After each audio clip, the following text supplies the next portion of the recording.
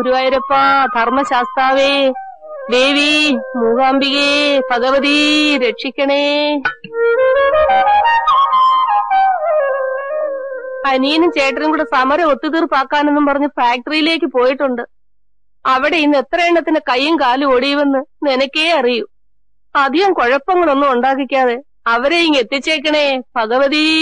അനിയൻ ബാവേ മൂരാച്ചി, അനിയൻ ബാവേ മൂരാച്ചി, നിന്നെ ഞങ്ങൾ എടുത്തോളാം, നിന്നെ ഞങ്ങൾ എടുത്തോളാം. ചേട്ടൻ ബാവേ മൂരാച്ചി, ചേട്ടൻ ബാവേ മൂരാച്ചി, നിന്നെ ഞങ്ങൾ എടുത്തോളാം, നിന്നെ ഞങ്ങൾ എടുത്തോളാം. അനിയൻ ബാവയുടെ ഗുണ്ടായി അവസാനിപ്പിക്കുക, അനിയൻ ബാവയുടെ ഗുണ്ടായി അവസാനിപ്പിക്കുക, ചേട്ടൻ ബാവയുടെ ഗുണ്ടായി അവസാനിപ്പിക്കുക.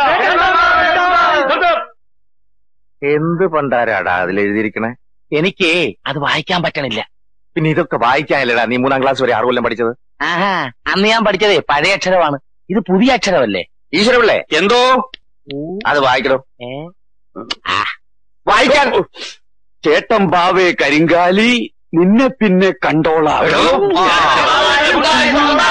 അനിയൻ ബാവയുടെ ഗുണ്ടായുസ് അവസാനിപ്പിക്കുക, ചേട്ടൻ ബാവയുടെ ഗുണ്ടായുസ് അവസാനിപ്പിക്കുക. 4, 3, 7 പേരുള്ള ഏതെങ്കിലും പാർട്ടിയുടെ പേരും പറഞ്ഞ് സമരം ഉണ്ടാക്കുന്നതും ഗുണ്ടായിസ കാണിക്കുന്നതും നിങ്ങളല്ലടാ. ഫാക്ടറി ഞങ്ങൾ തുറക്കണില്ല. നിനക്കൊക്കെ ചെയ്യാൻ പറ്റുന്നത് എന്താന്ന് വെച്ചാലേ അങ്ങോട്ട് ചെയ്തോ. അങ്ങനെ കയറി വെല്ലുവിളിക്കല്ലേ മുതലാളിമാരെ. ഞങ്ങളുടെ നേതാക്കന്മാർ വിചാരിച്ചാലേ ഇവിടെ പലതും നടക്കും. കുറെ നേതാക്കന്മാര് വന്നിരിക്കുന്നു. മുക്ക ചക്രത്തിന് തൊഴിലാളികളെ ഒറ്റുകൊടുക്കുന്ന നേതാക്കന്മാര് ഉണ്ടായിരുന്നടാ പണ്ടൊരു നേതാവ്. 10 പൈസ കൈക്കൂലി വാങ്ങിക്കാത്ത നേതാവ് മഹാത്മാഗാന്ധി. കേട്ടിട്ടുണ്ടടാ? ആ നേതാവ് പണ്ടൊരു സമരം നടത്തിയായിരുന്നു, സ്വാതന്ത്ര്യ സമരം. ആ സമരത്തിലെ ഞങ്ങളും പോയിട്ടുണ്ടായിരുന്നു, ഓരോ കോണാനും കൊടുത്തോണ്ട്. ആ കോണകത്തിന് വരെയുണ്ടോ നിനക്കൊക്കെ പുല്ലുകളെ. വായട്ടാ, മുതലാളിമാര് പ്രസംഗിച്ചു പോകാമെന്ന് കരുതണ്ട. എന്നീ എഗ്രിമെന്റ് ഒപ്പിട്ടില്ലെങ്കിലേ ആയുഷ്കാലം കമ്പനി പൂട്ടി തന്നെ കിടക്കും. എടാ പൂട്ടിക്കിടന്നാലേ ഞങ്ങൾക്കിതേ ഇതാ. പക്ഷെ നീയൊക്കെ ഒരു ആയുസ് മുഴുവൻ ഈ കൊടിയും പിടിച്ചോണ്ട് ഇതിന്റെ വാതൊക്കെ നിൽക്കേണ്ടി വരും. ഓർത്തോ? വായട്ടാ, ഒപ്പിടാതെ പോകാൻ ഞങ്ങൾ സമ്മതിക്കില്ല. എന്നാ പിന്നെ അതങ്ങ് ഒപ്പിട്ട് കൊടുത്തേക്കാലേടാ. അതെ ചേട്ടാ, അവർക്കൊരു ആഗ്രഹമല്ലേ, നമുക്ക് അങ്ങോട്ട് സാധിച്ചു കൊടുത്തേക്കാം.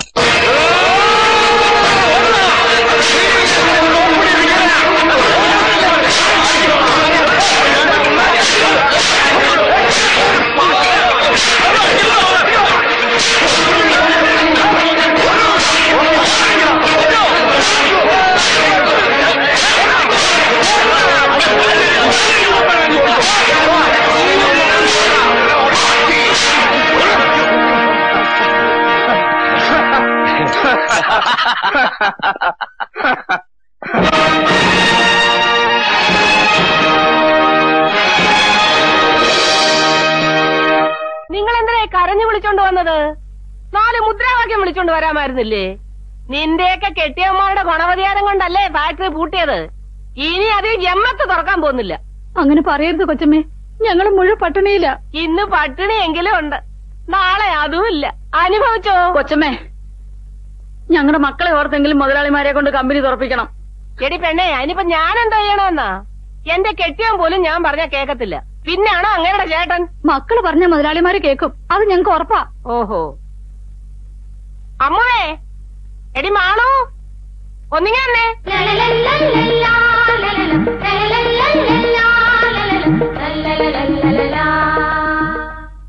വരുന്നുണ്ട്.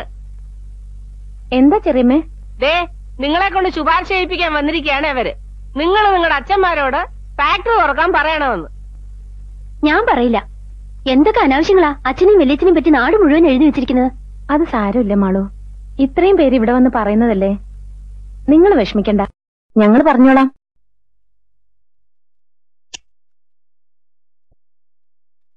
ദേ, ചേട്ടൻ ബാവയുടെ മോള് അമ്മ വാക്കു കൊടുത്തതാ. അച്ഛൻ വാശി പിടിച്ചാ എനിക്ക് ഈ നാട്ടില് തല ഉയർത്തി നടക്കാൻ പറ്റേണ്ടാവും. പെങ്കൊച്ചുങ്ങള് തലയിത്തിരി കുമ്പിട്ട് നടക്കണതാ നല്ലത്. എടി, അധ്വാനിച്ചിരുന്നു. ഞാനും എന്റെ അനിയനും പണ്ട് അധ്വാനിച്ചിരുന്നു ഒരുപാട്. അന്ന് ഞാനും അവനും ഓരോ തൂമ്പയും എടുത്തോണ്ട് സൂര്യൻ ഉദിക്കുന്നതിന് മുമ്പേ പാടത്തിറങ്ങിയ അസ്തമിച്ച പിന്നെ കേറണേ. അതിന് കൂലി എത്രയാണെന്ന് മക്കൾക്കറിയാവാ. 8 അണയും 2 നേരത്തെ കഞ്ഞിയും. കഞ്ഞിന്ന് പറഞ്ഞാ പിഞ്ഞാണത്തിലൊന്നുമല്ല തരണത്. മുറ്റത്ത് 2 കുഴി കുത്തി അത് 2 ഇലയും വെച്ച് അതിലാ ഒഴിച്ചു തരണത്. ആ കഞ്ഞിയിലെല്ലാം ഒതുക്കി ആ 8 അണ ഞങ്ങൾ മിച്ചം പിടിക്കുമായിരുന്നു. അതിന് തുടങ്ങിയതാടി, അവിടുന്ന് ഉണ്ടാക്കിയതാടി ഇതെല്ലാം. അതേടി, ഒറ്റ ചങ്കും കരളുമായിട്ട് നിന്ന് ഞങ്ങ ഉണ്ടാക്കിയത് ഇത് മുഴുവൻ. ഇതൊന്നും ഒരുത്തന് മുമ്പിൽ ഞങ്ങ അടിയറ വെക്കൂല, ഒരുത്തന് മുമ്പിൽ തോക്കേയില്ല. തോക്കാൻ ഞങ്ങ പഠിച്ചിട്ടില്ലടി പെണ്ണെ. ഇങ്ങനെ വീണ്ടും പറയുന്നതിന് മുമ്പ് അച്ഛൻ ഒരു കാര്യം ഓർക്കണം. എല്ലാ സ്ഥാപനങ്ങളും അടച്ചുപൂട്ടിയാ നിങ്ങൾ ജയിക്കുമെന്നാണോ വിചാരം? സത്യം പറഞ്ഞ ഓരോ സ്ഥാപനങ്ങളായിട്ട് അടച്ചു പൂട്ടിച്ച് എല്ലാരും കൂടി അച്ഛനും വല്യച്ഛനും തോൽപ്പിക്കുക. ദേ, അച്ഛന്റെ പുന്നാരി മോളായി പറയുന്നത്. മോള് പറഞ്ഞ അച്ഛൻ കേൾക്കുമെന്ന് എനിക്കറിയാം. ആ ഫാക്ടറി അങ്ങ് തുറന്നേക്ക്. എടാ കുഞ്ഞാ, എന്തോ കമ്പനി തുറക്കണമെന്ന് അവക്ക് ഒരേ നിർബന്ധം. ഇവളും അത് തന്നെയാണ് പറയണത്. ഇത്രയും നേരം തലക്ക് വെളിവ് വന്നിട്ടില്ല. മക്കൾക്കിടെ ഓരോരോ കാര്യങ്ങള് ഓരോന്നേ ഉള്ളെന്നും പറഞ്ഞ് പുന്നാരിപ്പിച്ച് തലയെക്കറ്റി വെച്ചിട്ടാണ്. പോട്ടടാ, നമ്മൾ അവർക്ക് വേണ്ടിയിട്ടല്ലേടാ ഈ കഷ്ടപ്പെടുന്നത്. അവരെ വിഷമിപ്പിച്ചിട്ടുള്ള ഒരു നേട്ടവും നമുക്ക് വേണ്ടടാ. അവരുടെ ഇഷ്ടം അതാണെങ്കിൽ നമുക്ക് അങ്ങോട്ട് തുറക്കാടാ. തുറന്ന ആ ചെറ്റകളുടെ മുമ്പിൽ നമ്മ മുട്ടുകുത്തുപോലെ ആകെയല്ലേ ചേട്ടാ. മുട്ടുകുത്തണ്ടാ, അവന്റെയൊക്കെ നേതാക്കന്മാര് ചോദിച്ചതിലും 100 രൂപ കൂടുതൽ നമ്മക്ക് കൊടുക്കാം. അപ്പാര് ജയിക്കും? മുതലാളിമാര് ജയിക്കും. അമ്മും ആളും ഇടപെട്ടപ്പോ തന്നെ മനസ്സിലായി ഇതിങ്ങനെ വരുമെന്ന്. പോയ കാര്യം എന്തായടോ?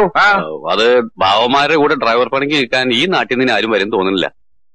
കുട്ടികൃഷ്ണന്റെ കൈയും കാലും തല്ലി ഓടിച്ചത് ഈ നാട് മുഴുവൻ പാട്ടായി. അതവൻ പെമ്പിള്ളേരുടെ വൃത്തിയോട് കാണിച്ചിട്ടല്ലേ. അബദ്ധത്തിന് അമ്മുവിന്റെ പുറത്തൊന്ന് കൈ തട്ടിയെന്നാ കുട്ടികൃഷ്ണൻ പറഞ്ഞത്.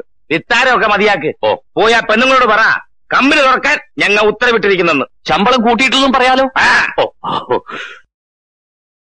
ഫാക്ടറി തുറക്കാൻ തീരുമാനിച്ചു. നിങ്ങളുടെ നേതാക്കന്മാര് പറഞ്ഞതിൽ 100 രൂപ ശമ്പളം കൂടുതൽ തരാനാ മുതലാളിമാര് പറഞ്ഞിരിക്കുന്നത്. പൊക്കോളൂ.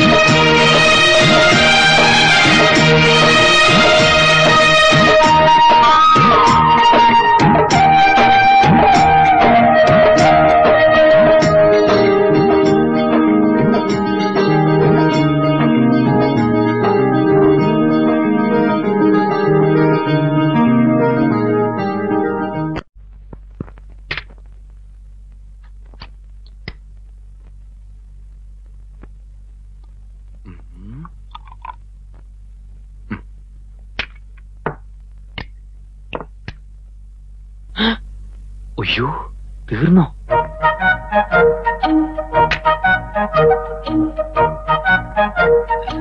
വെള്ളം ചേർത്താണെന്ന് അറിയരുതേ ഭഗവാനെ.